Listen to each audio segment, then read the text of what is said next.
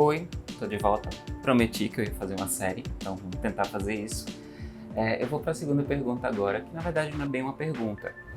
Matheus, que também é meu ex-aluno, ele me pediu para falar sobre teoria das cores. Esse assunto ele é muito longo, então eu preferi dividir ele em 2 episódios, tá?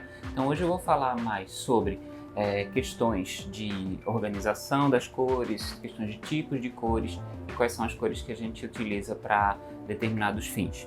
Então, o cor é um fenômeno físico, a primeira coisa que a gente tem que se lembrar. Então, a cor, ela se manifesta a partir da luz. Significa que cada cor tem uma onda de eletromagnética que ela vai variando e vai trazendo esses tons que a gente está tão acostumado. Então, esse violeta que está aqui na lâmpada, o branco que está aí na frente nessa outra lâmpada e até o cinza que está aqui atrás. Tudo isso ele vai se variando de acordo com a largura da banda. Parei de falar de física neste momento porque eu sou de humanas. Então vamos falar agora sobre o que é a cor no design. Afinal, isto é sobre design, né?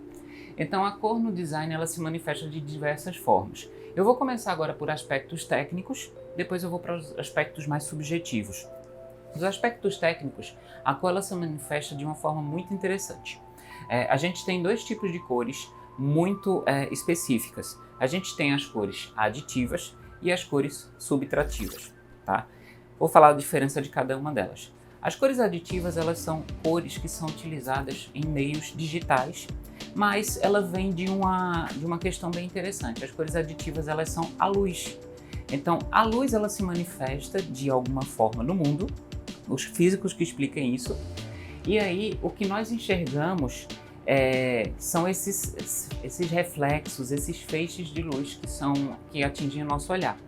E aí as cores aditivas, elas são formadas a partir da adição de cores, por isso o nome aditivas. As cores aditivas são o vermelho, o verde e o azul, RGB. Já ouviram falar nisso? O RGB ele é muito utilizado em monitores, em TVs, em celulares, em tablets também. Então tudo que acende, tudo que tem luz, que emite luz, é normalmente utilizando as cores RGB, tá? E aí o que é que acontece quando a gente junta todas essas cores? A gente gera o branco. Já dizia Isaac Newton, quando ele fez o disco de Newton, para provar que sim, todas as cores juntas geram o branco. Já as cores subtrativas, elas são o contrário. Elas subtraem luz, elas não adicionam luz como as aditivas. As cores subtrativas, elas funcionam como pigmentos. Os pigmentos, eles são tintas. Então, essa roupa tem tinta, essa parede tem tinta, esses quadros aqui atrás tem tinta, que eu acho que vocês não estão vendo muito bem, que está desfocado. Então, tudo isso tem tinta e essa tinta, ela causa esse efeito de visão. Como é que funciona isso? Cada pigmento, ele tem a função de absorver toda a luz que não interessa e refletir a luz que a gente deve ver. Então, por exemplo, se eu tenho aqui a minha camisa que é preta, significa que todas as luzes, todas as cores estão sendo absorvidas por ela. É por isso que as cores subtrativas, elas funcionam dessa forma. É pura química, né? Mas nem física esse negócio aí, tá? E aí o que acontece? Esse sistema das cores subtrativas, ele é o sistema de impressão. Então, se a gente manda alguma coisa para a impressora, vocês já viram que a impressora tem 4 cartuchos, né? Ciano, magenta, amarelo e preto. Isso funciona da mesma forma que as gráficas. Essas são as cores primárias do sistema subtrativo, tá? Ciano, magenta, amarelo e preto, beleza? Sempre que a gente manda alguma coisa para a gráfica vai pegar essas cores e vai separá-las para fazer a impressão. Isso funciona do mesmo jeito na nossa impressora de casa, quanto nas gráficas offset ou gráficas rápidas que a gente vê pelo shopping, certo?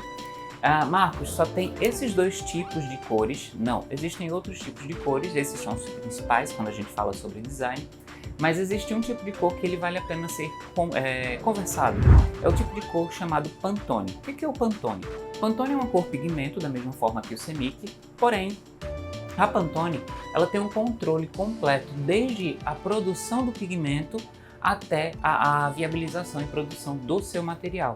A Pantone, ela não só cria o nome das cores, que são até bonitinhos, tipo cor ultravioleta, que foi criada em 2020, se não me engano.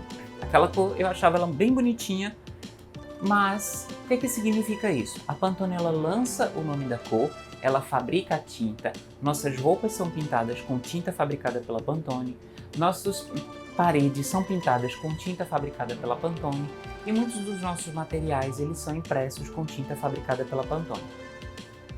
O que é interessante disso?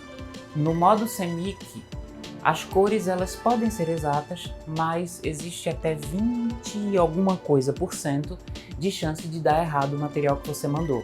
Por quê?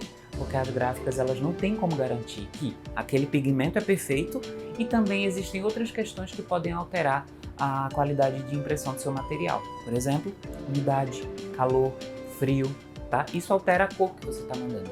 No caso da Pantone, não. A Pantone, se você comprou ultravioleta, vai chegar ultravioleta. Se você comprou o vermelho, sei lá, vermelho Saara, vai chegar vermelho Saara. Então, todas as cores que você comprar, elas vão chegar perfeitamente iguais.